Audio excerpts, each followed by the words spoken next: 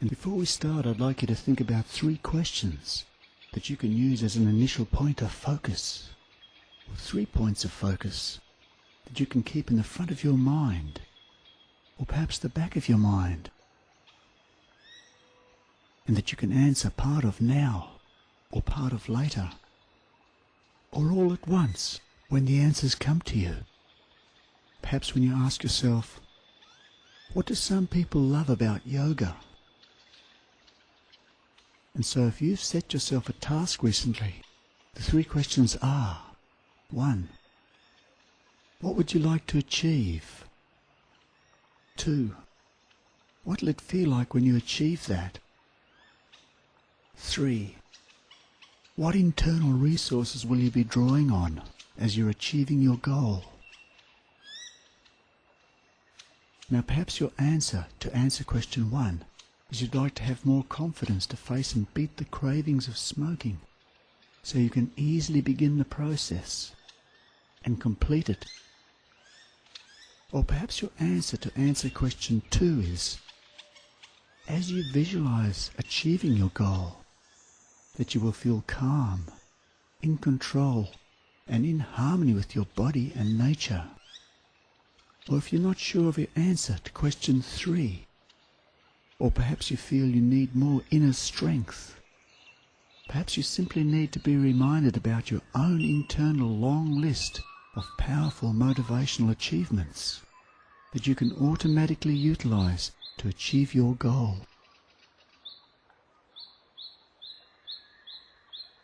And I wonder if you've noticed how some people go into a trance when they drive a car, or look at their old school photos, or think about their first day at school.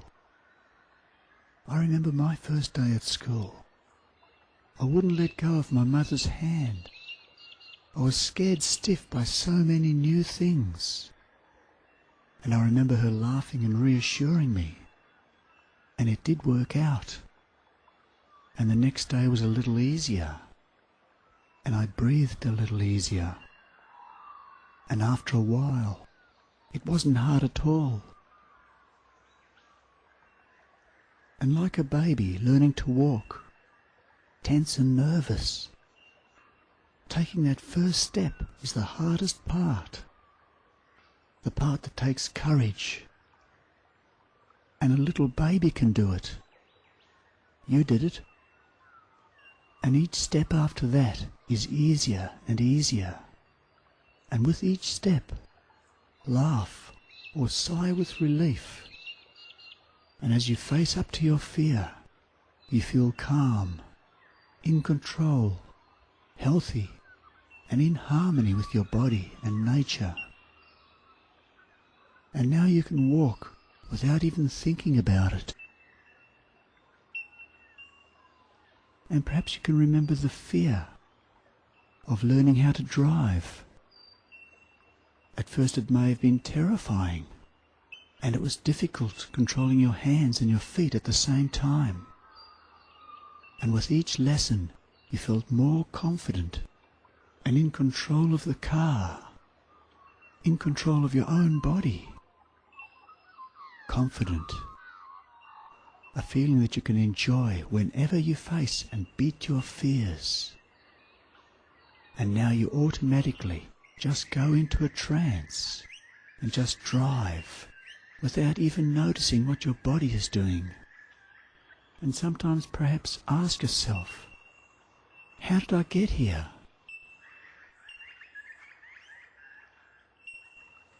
And if perhaps you do have dogs that love to walk, and you can enjoy watching and feeling a part of the obvious sheer bliss that the dogs feel when they're out and about, fit and healthy, perhaps on a walk track, or in a park, or around the block, or perhaps at the beach, or swimming in a creek or a dam, or somewhere else. And from the time when they were very timid young puppies, Perhaps you remember slowly becoming more and more confident in their ability to resist diseases. And the dogs quickly learned to be confident in their own abilities and take great pleasure in fearlessly facing whatever they see as threats or challenges. And perhaps you can be confident of their loyalty and protection when you are out and about. And sometimes when you perhaps let your dogs off the leads, you can be confident that they will come back to you when you call them. And that confidence has possibly grown, slowly but surely, since the first time you let them run, off the lead, even out of sight. They know the way back, and you can trust them to do the right thing, giving you a healthy feeling of freedom and confidence. And if you've been in a situation before that was very helpful, very powerful, very calming, perhaps wonderful for your health, perhaps you can utilize that in the future. And that feeling can be very useful to you. And perhaps you can ask yourself, what do some people love about yoga? And if you love something like yoga or meditation or something else, perhaps you can ask yourself, what is it that you love about that? Perhaps it's a wonderful, healthy feeling of freedom and great confidence. Perhaps a euphoric feeling that you can allow yourself to feel as a reward, replacing the perceived threat of facing challenges, or perhaps comforting that other perceived feeling, like an old friend that's always there for you, like a beautiful warm jacket on a cold day.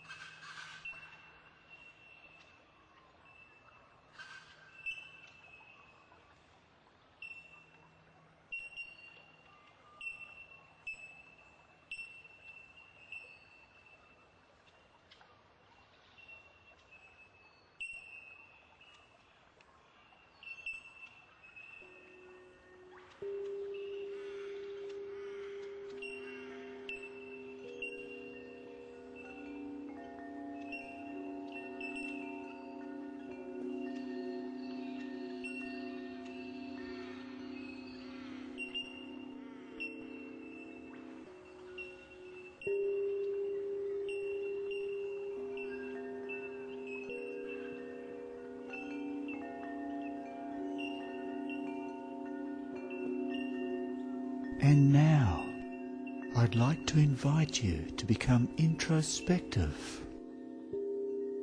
Introduce a new inner perspective. Close your eyes and become focused and absorbed in something useful. And I wonder if you can be curious how a cloud or a rock or a bird or a tree can relate, or a shoe or makeup or a car or a house can correlate. Or perhaps you can empathize with people who love horses, or make up stories, or camping under the stars, or singing around a campfire. Or perhaps at the same time you can be curious how a melody or a harmony or a beautiful high note sung with perfect pitch and enchanting timbre and tone can bring tears to your eyes, Or perhaps you like to analyze the number of beats, or solve a puzzle, or play games of strategy that emphasize your logical, mathematical intelligence. Or you may prefer to be curious about the meaning of life and how and why we exist, or how we relate and communicate with others, and how we seem to understand the feelings and motives of other people. And perhaps you can wonder how performing a physical activity, controlling and moving yourself and other things in space and time can be so absorbing and satisfying and natural. Or you may prefer to be curious why you can find it so enjoyable to read or write or tell a story, or be aware of your own thoughts and feelings and the things that motivate you. Or perhaps you can find three-dimensional activities, perhaps pottery, sculpting, or architecture, or flying, or drawing three-dimensional scenes, very relaxing.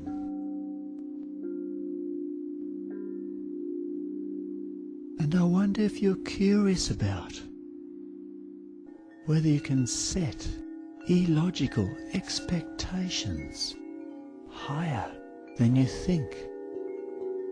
And when you close your eyes, relax completely and meditate.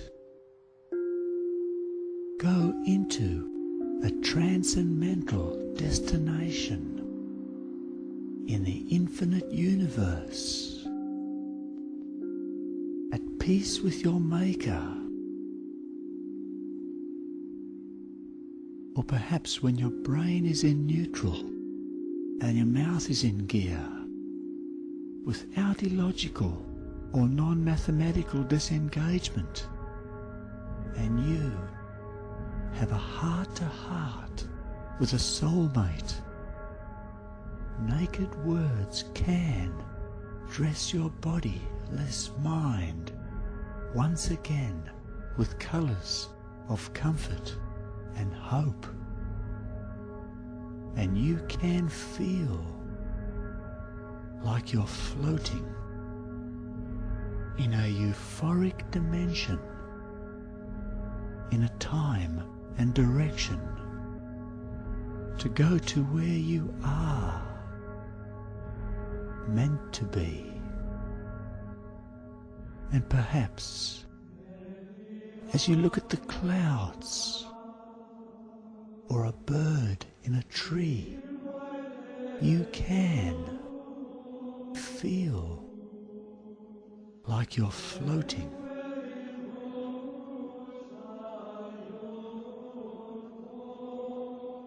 And I wonder if you can imagine yourself as you go through a day as a different animal, perhaps a fish or a bird or a butterfly, or perhaps as a leaf on a majestic oak tree, breathing deeply in a summer breeze, or a fragrant wild waterflower floating into a trance on an enchanted pond in the countryside, surrounded by the songs of beautiful frogs Or perhaps you'd prefer to imagine yourself as something inanimate, perhaps a fluttering piece of coloured paper, glistening in the warm sun, and go into a spinning and turning upward spiral, just allowing yourself to float elegantly, as if in a deep trance. Or perhaps you'd like to be the breeze, so you can be here and there and everywhere, just floating where Mother Nature and Father Time takes you. And a little child can wonder if you can get what you want. And perhaps it would be nice to lie on the grass and look at the clouds, or leave your body to take care of itself for a while, like it did when you were born for the first time, and just enjoy transferring back responsibility to Mother Nature and Father Time. And you can feel like you're floating in space and time. And you can just ignore my voice, or let it float with you and take on the form of anything you like the wind, or the clouds, or the rain, or the birds, or your new school shoes, or your friends, or your teacher saying, "Well done." And you can do whatever you like, or listen to anything you like. Perhaps the sound of rain on a tin roof, or the smell of fresh baked bread making your mouth water, or the feeling of lush green grass under your bare feet, or the warmth of a soft sponge on your skin, or the squeak of a rubber ducky when you were very young, can relax you so much, like a soothing voice softly splashing over you, nurturing you, protecting you, and you know that everything is going to be all right. And you can just lie here, floating like a baby in a bath, in the care of Mother Nature and Father Time. Or you might like the feeling of baby oil on your feet. Or maybe you like the silky smoothness or the taste of pure coconut oil, or the sweet smell of almond oil, perhaps scented with rosemary or thyme, and perhaps the timely touch of healing hands, releasing tension and time, can seem to stop as one by one areas of tension can disappear. And as you continue to focus on that, you can take a deep breath and not even notice how your whole body is relaxing as you just lie here, lapping up the attention handed down. And you can take another deep breath each time you allow a little more tension to be released from your body. And you don't even need to remember or pay attention to the taste of the disappearing tension or its disappearing source.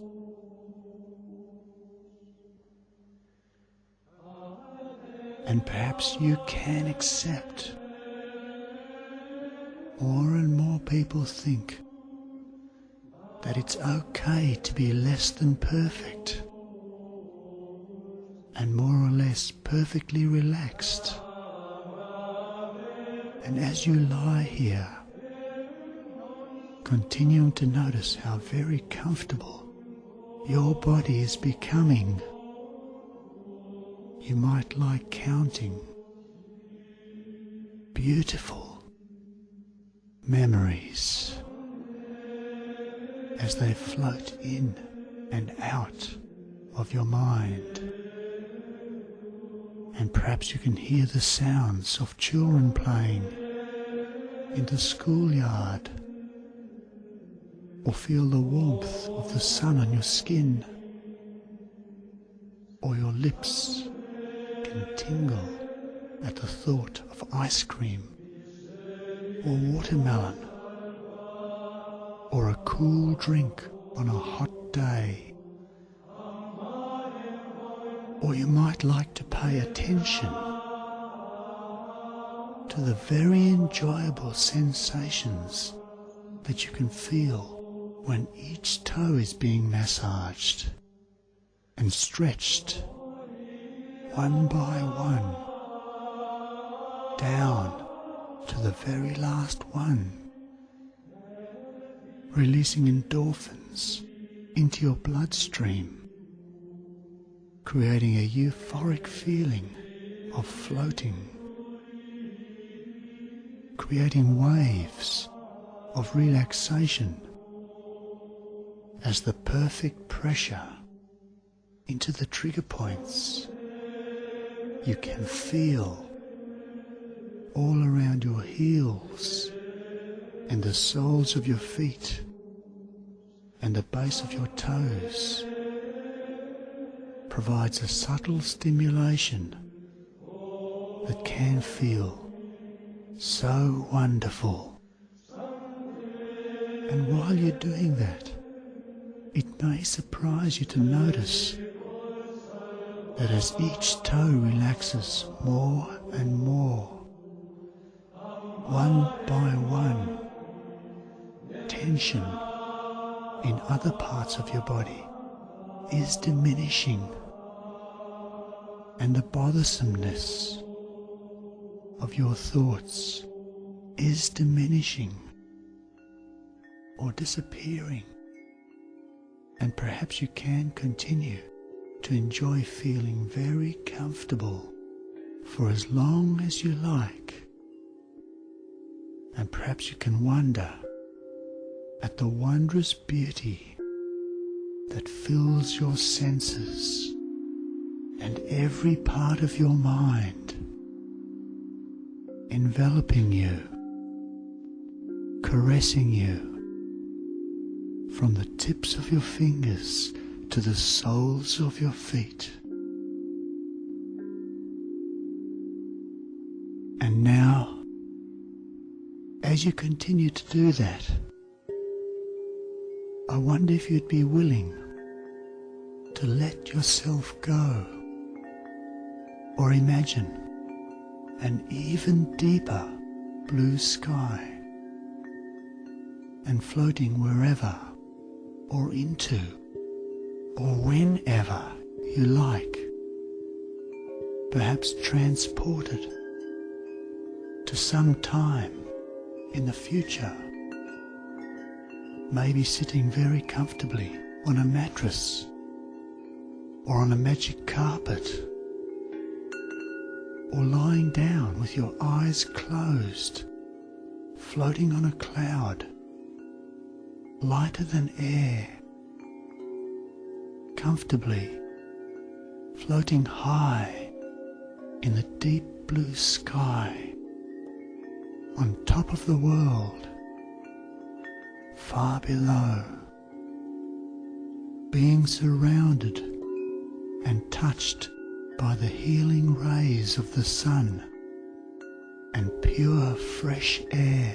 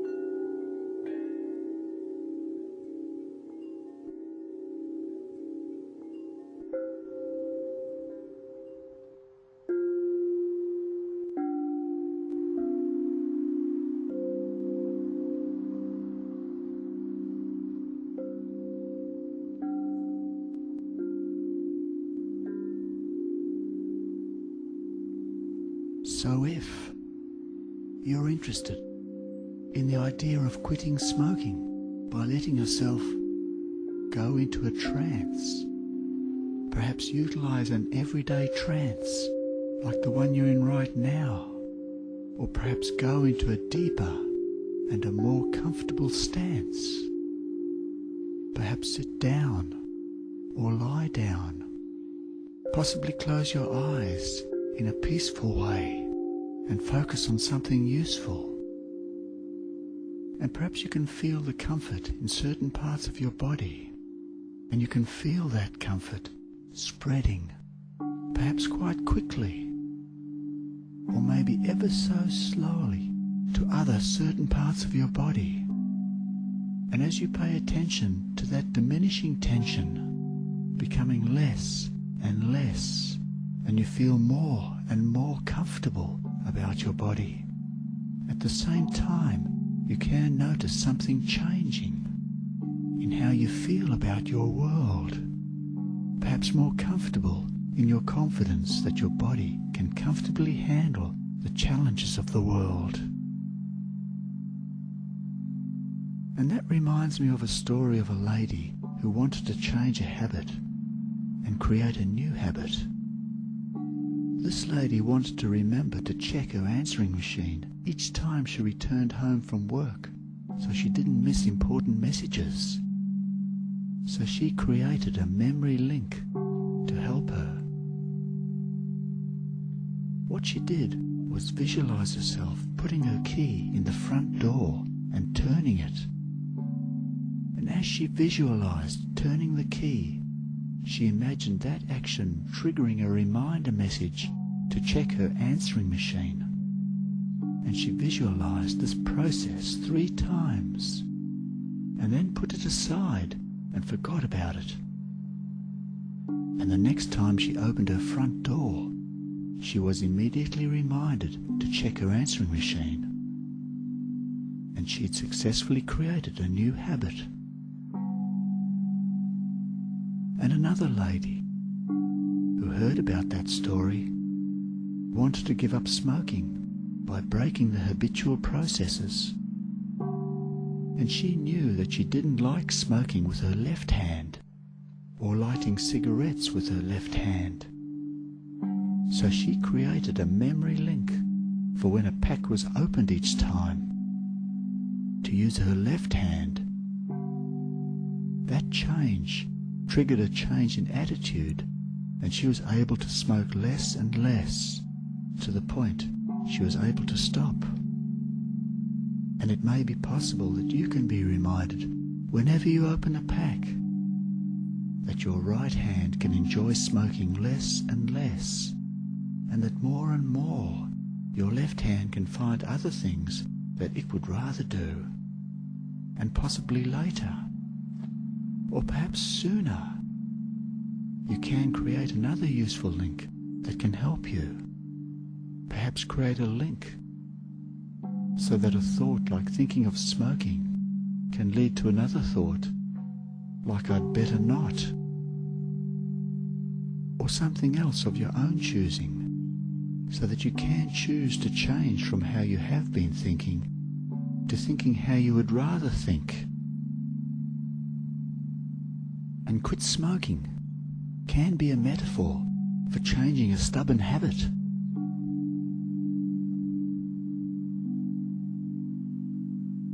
And you may find it curious that you can give up taking notice of what's going on in various parts of the body when you drive a car, or get to the point where you are no longer willing to be embarrassed by a smoking exhaust pipe. And perhaps now you can give your best friend a lift up the street in your new car, and immediately you can give up allowing yourself to drive a car blowing smoke out of your rear end or out of your front end or any other orifices. And you can look in the rear view mirror of your convertible car and enjoy fresh air in your face and see that right now it's time to give up trying to stop your hair blowing around. And don't forget not to allow smoking when you're filling up at the gas station. Otherwise you can end your life right now in very dramatic fashion with combustible substances or chemicals exposed to flames in any kind of confined space. And if you've ever seen a car explode after being lit up in flames, perhaps in a movie, I wonder if you'd like to make your own entrancing or inspiring movie scene with a storyboard with 4 scenes you can view quite quickly, over and over, to get a feel for its emotional impact and hopefully dramatic and life-changing impact on its viewers. Powerful scenes based on your own life. And starting on the far left, perhaps scene 1 can be a series of triggers for your car exploding into a smoking fireball. Triggers perhaps related to alcohol, or losing concentration, or going too fast, or being complacent in dangerous situations, or perhaps taking risks and losing sight of the value of your vehicle, or anything else that could lead to possibly your most valuable possession going up in smoke. And just left of centre, perhaps scene 2 can be scenes portraying a powerful, undeniable urge to exercise self-discipline and refuse to allow anything you have control over to do anything that may damage anything else that it is your responsibility to protect. Just as a responsible person would be expected to refuse to allow one part of your body to damage another part.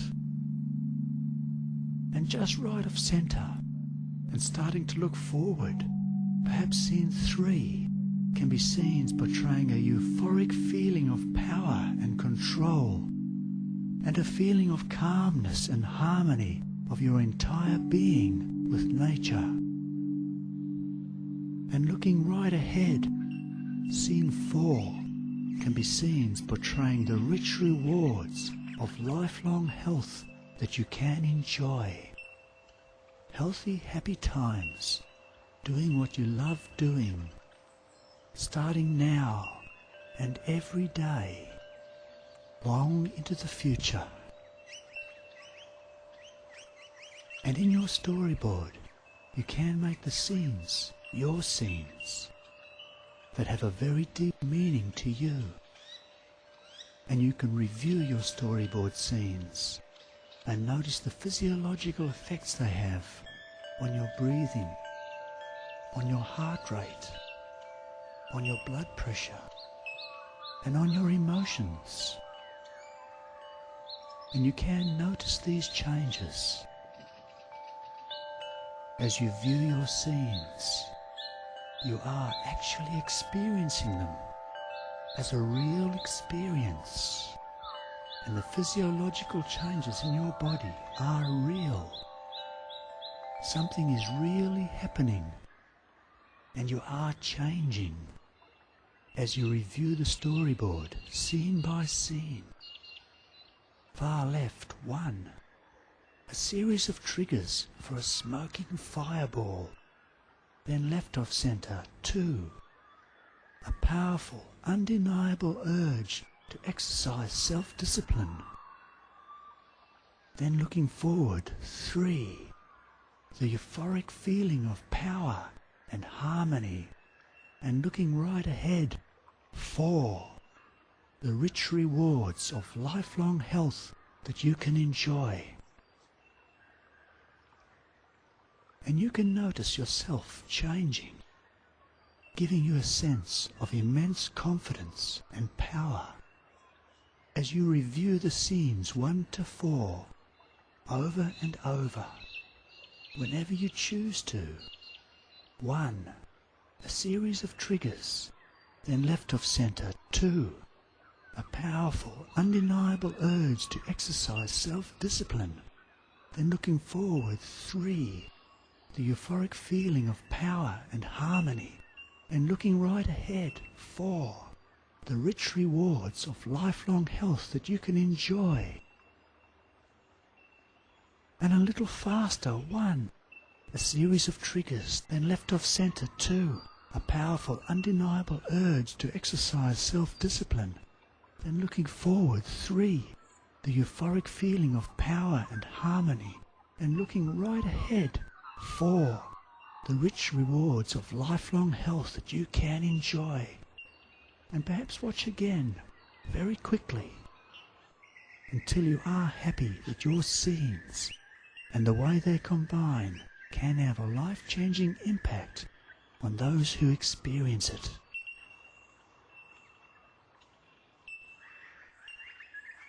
And perhaps there's something that gives you great joy that you'd love to do more of. If you had the time, perhaps it's walking your dog, or dogs, or walking on the beach, or meditating somewhere very peaceful, perhaps on a walking track, on a secluded mountain on a beautiful sunlit day, with an incredible view, trees and rocks and valleys, and birds singing, and breathing in the cool and pure mountain air. Or perhaps reading an entrancing story, or watching a movie, or doing your favourite hobby, or being in a garden, or just being in the company of someone special, or perhaps just being alone, or something else, doing anything you want.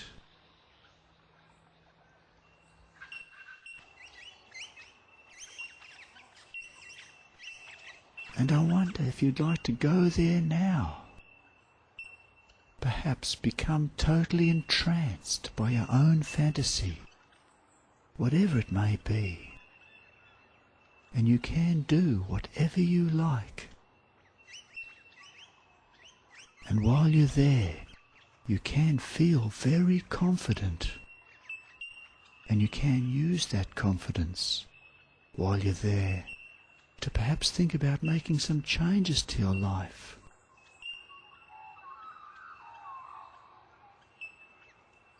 Perhaps give up something. Perhaps you've done it before. You certainly weren't born with a cigarette in your mouth. Quite possibly your mother avoided smoking when she was carrying you before your birth, because she wanted you to have the priceless gift of good health. It may be that she did everything in her power to keep you from smoking as a toddler and as a little child, so that you can respect your own body like a temple and learn a lesson that can apply to your health for the rest of your life, and that you can pass on to others that you love, including yourself as you get older. And that reminds me of a story of a little girl who wanted her father to give up smoking because she was concerned about his health.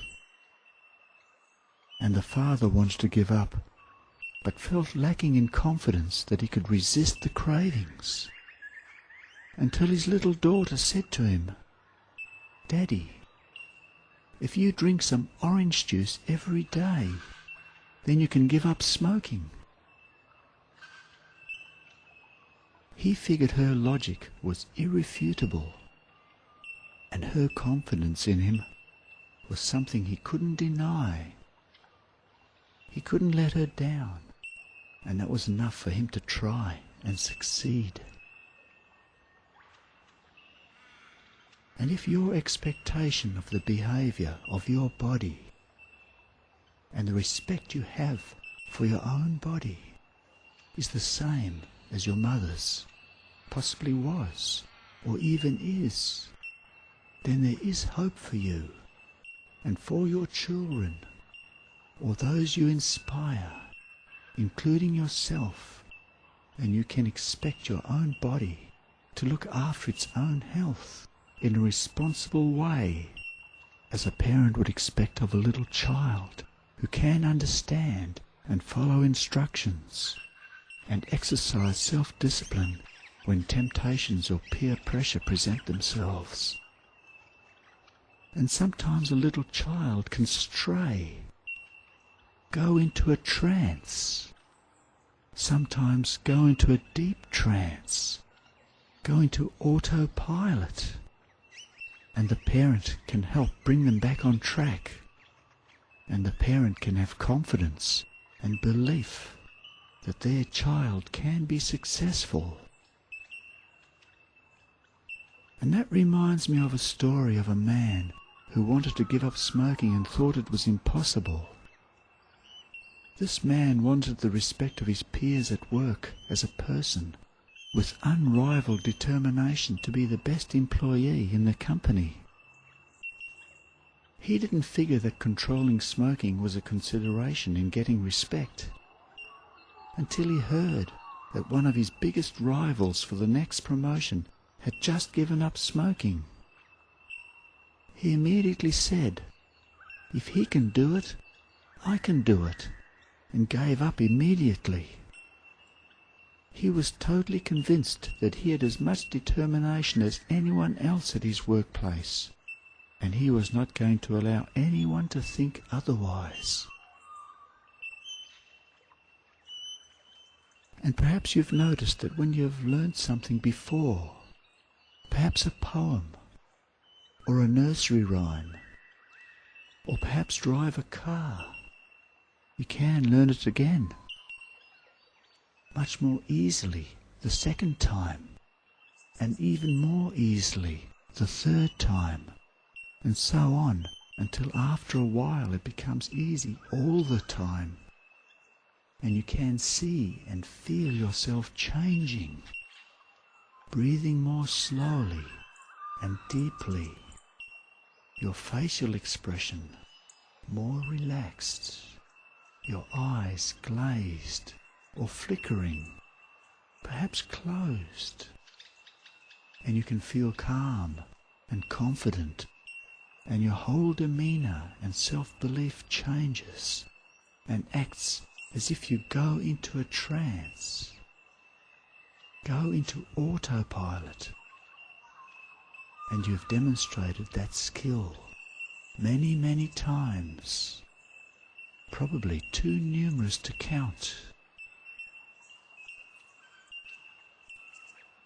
And perhaps you can remember useful memories of learning how to do something, only to find you were doing it incorrectly, or there was a better way, which you learnt or relearnt. Perhaps how to pronounce a word or a syllable, or to use better grammar when you were a toddler.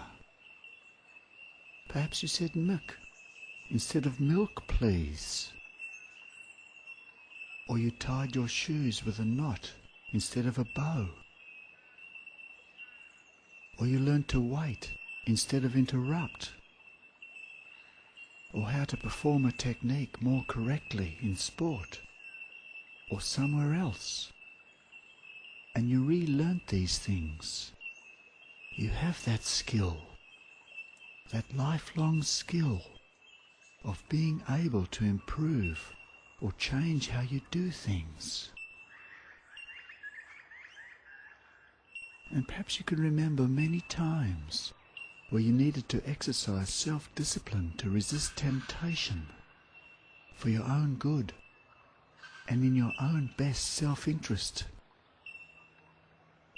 Perhaps not taking something that didn't belong to you, or not betraying someone's trust, perhaps that of a close friend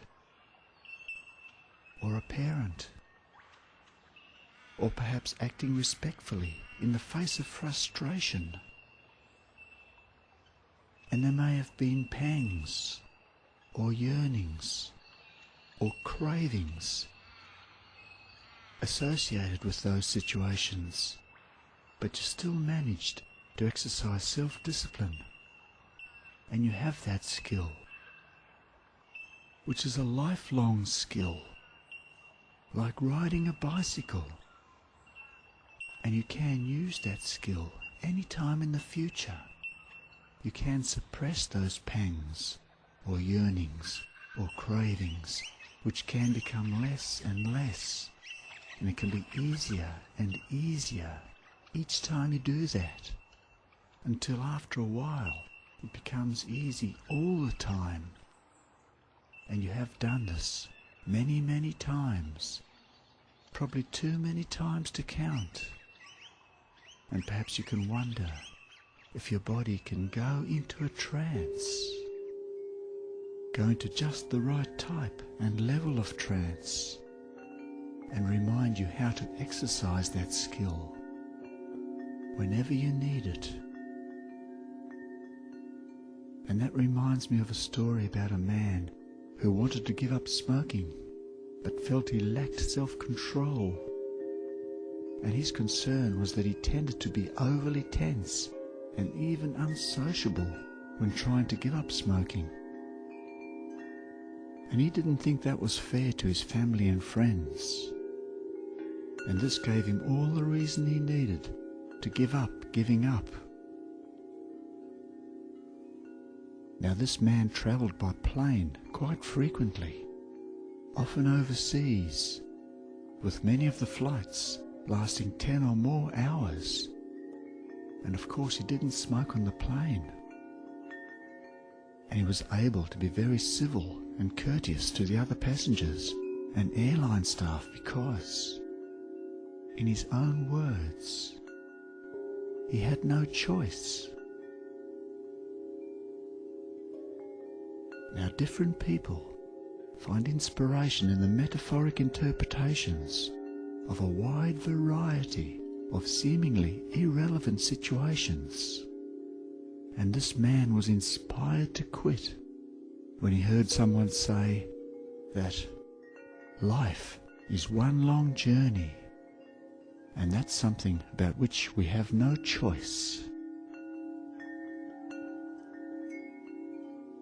And it's very interesting, is it not, how people who smoke due to a craving smoke exactly 25 cigarettes a day.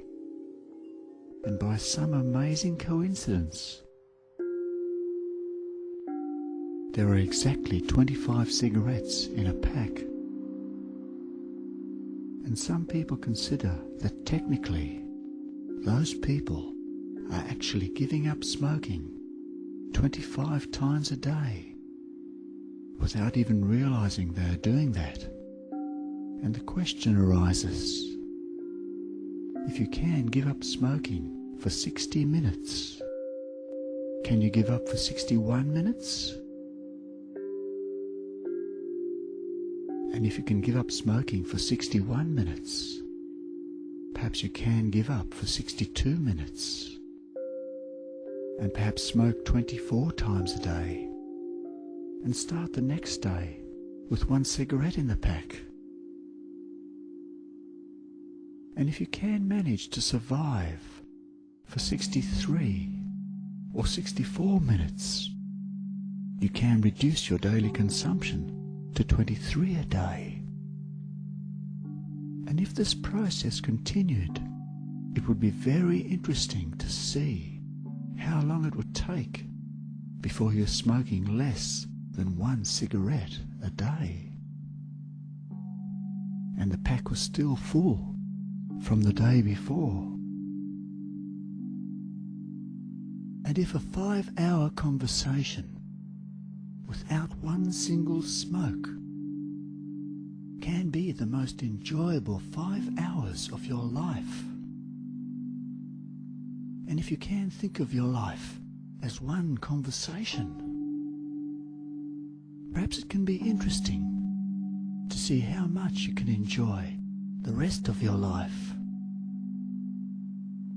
And perhaps that time in the future without smoke can be so enjoyable and pass so easily, making you feel so comfortable. And whether it's sooner or later, you can know that that's something you can look forward to. And you may find it useful and enriching to know that in countries like Australia, the monetary cost of smoking 25 a day is about $6,000 a year, and much more if you get sick. In a household of 2 or 3 smokers, that's enough to pay off a modest home or go on a fabulous family holiday each year and enjoy it in good health. And it's very interesting and possibly useful to hear motivating stories of how other people gave up smoking, perhaps for different reasons. And there may be a part of you that has its own reason or reasons that can find useful messages in seemingly irrelevant stories and reinterpret them like a dream to provide a powerful technique or tap into a very useful resource that you already had and had previously overlooked. And that reminds me of a story of a man who wanted to give up smoking and thought it was impossible. This man desperately needed a new work vehicle. He was willing to walk over broken glass to get it, but paying for that new vehicle was seemingly impossible and would probably result in bankruptcy, until he realized that he could use the money wasted on smoking to fully fund the higher purchase payments. On this realization, something inside him changed instantly and permanently, and temporary cravings and pangs hardly registered level 1 compared to the pleasure of driving his new car.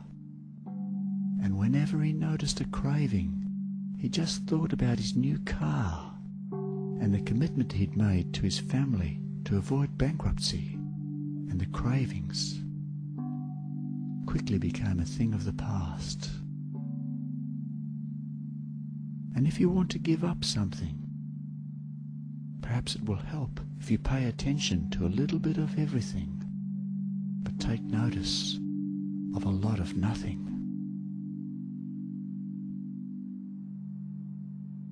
And that reminds me of a man who told his doctor, "Doc, I'm scared of needles.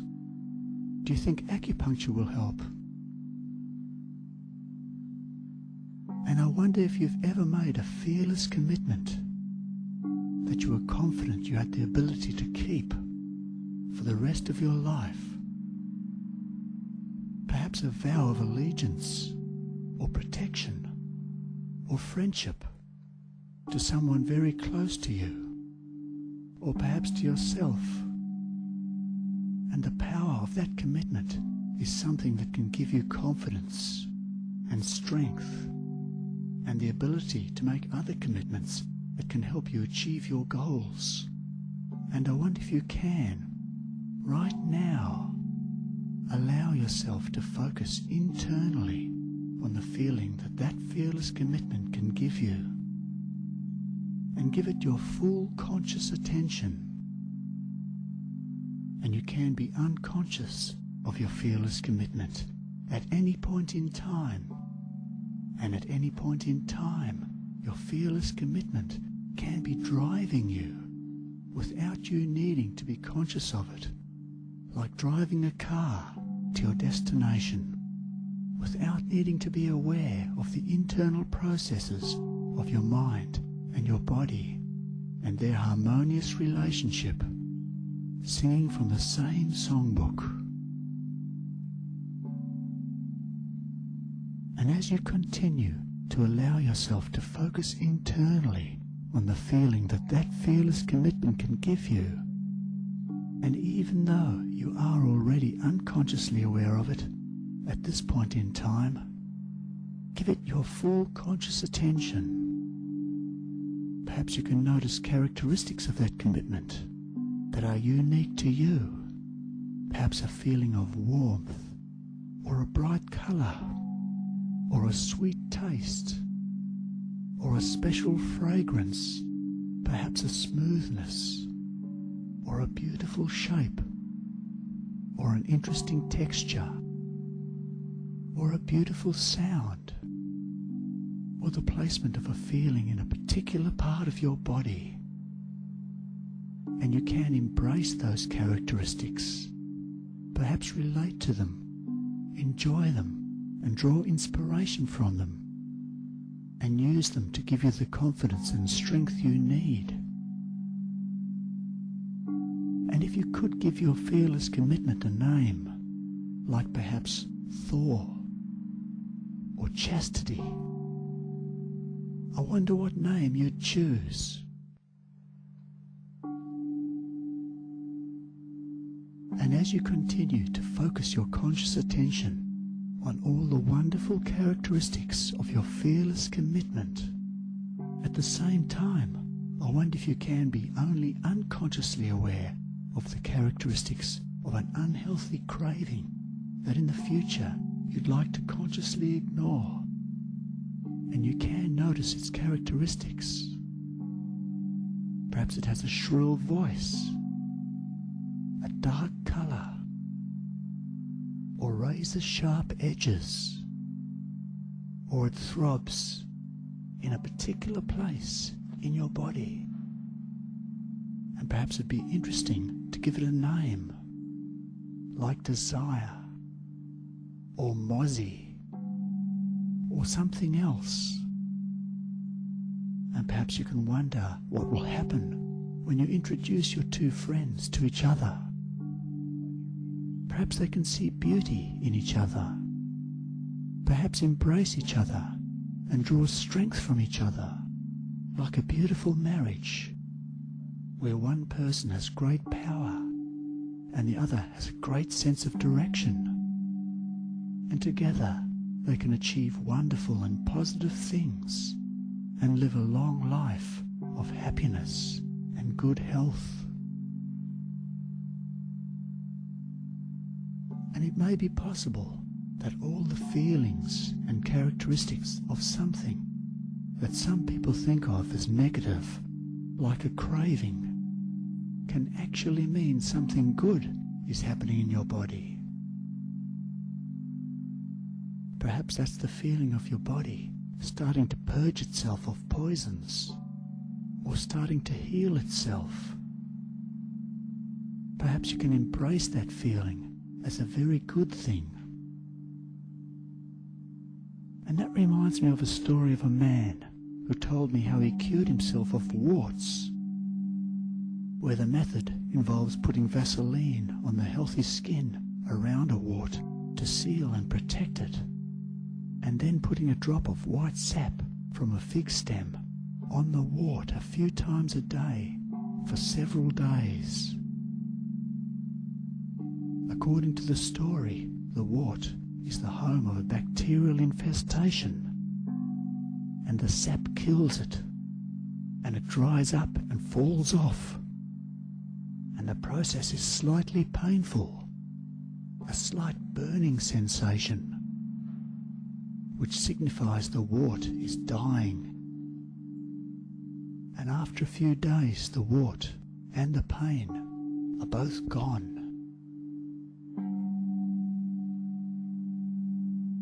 And it's interesting how the feeling of being nervous before an exam, or an interview, or a performance can perhaps cause the body to release adrenaline, and can actually be useful in helping lift performance.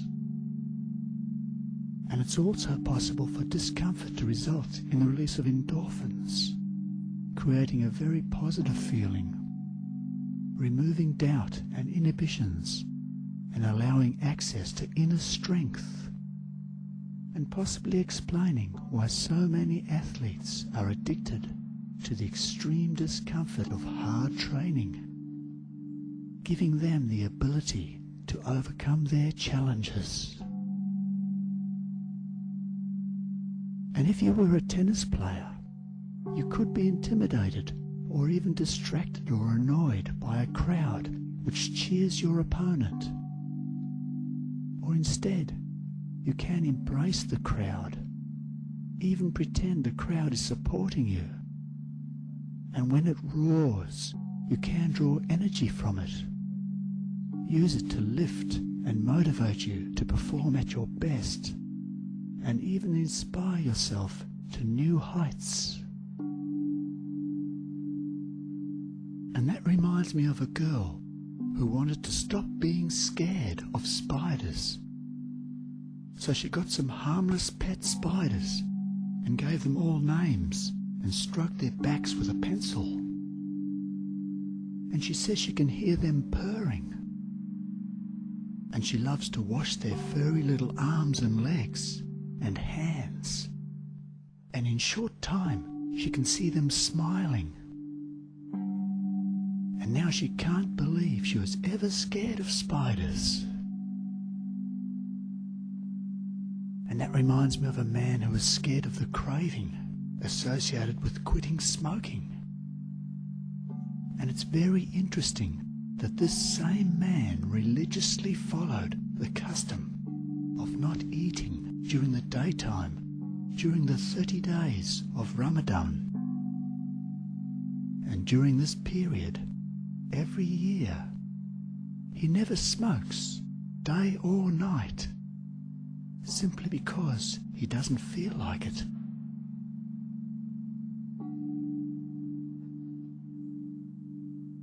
And if you have something that you want to control or describe in the past tense, I wonder if you could focus on that pain or craving or habit or whatever it is, one last time, just for 1 minute, right now.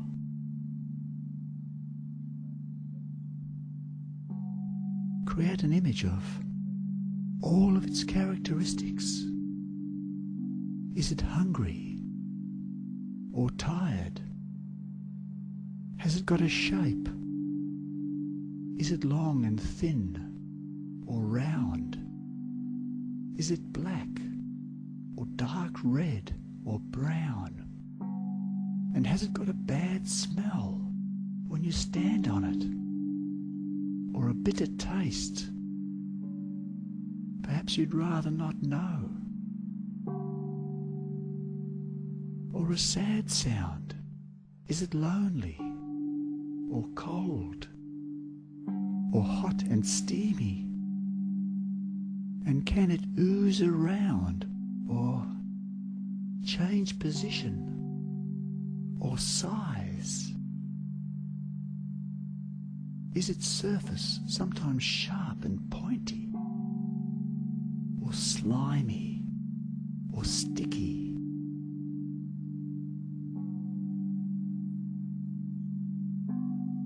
And of course, you'd like to extrude that image, transport it to somewhere more useful, perhaps as food for a worm farm on the outskirts of a country town. You might like to break it up into millions of tiny particles and mix it with dirt.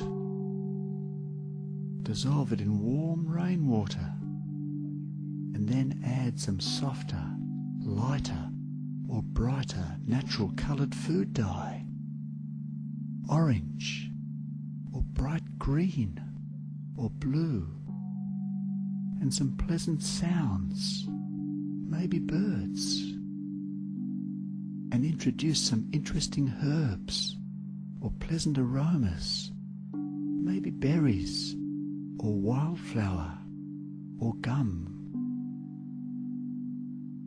Or perhaps paint the mixture onto a cave wall or somewhere else as an unfinished work of art that you can watch curiously as you allow your hand to create a beautiful picture using your coloured pigments to paint a smooth shape and soften the hard areas with relaxing strokes. Complement them, adding beautiful, warm, vibrant colours, and permanently soften them.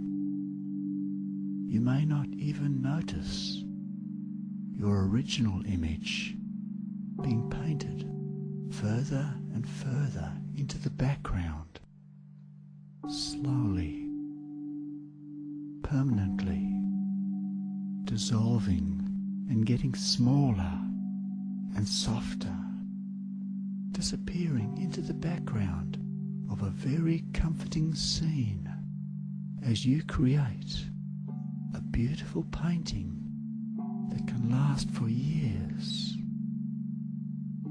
or a lifetime. And when it's finished, you may not even remember what you started with. Just soak up the beautiful new warm and soft, comfortable image that you've created and reclassify it in your unconscious mind and only enjoy that image and not be conscious of anything else. And now, I'd invite you to allow any of those useful things you've been thinking about to be soaked up, to become a part of your psyche, so you can achieve your goals in the future quite effortlessly. And you don't even need to notice or remember how that started. And perhaps you'd like to take a few moments to do that.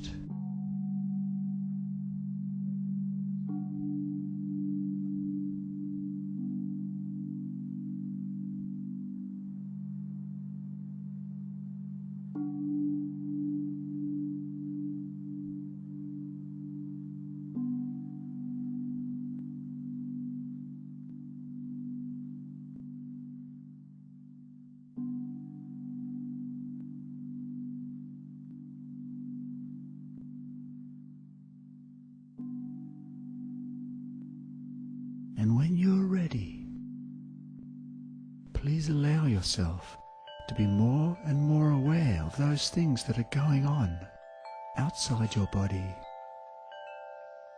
And hopefully you can look forward to things being a little different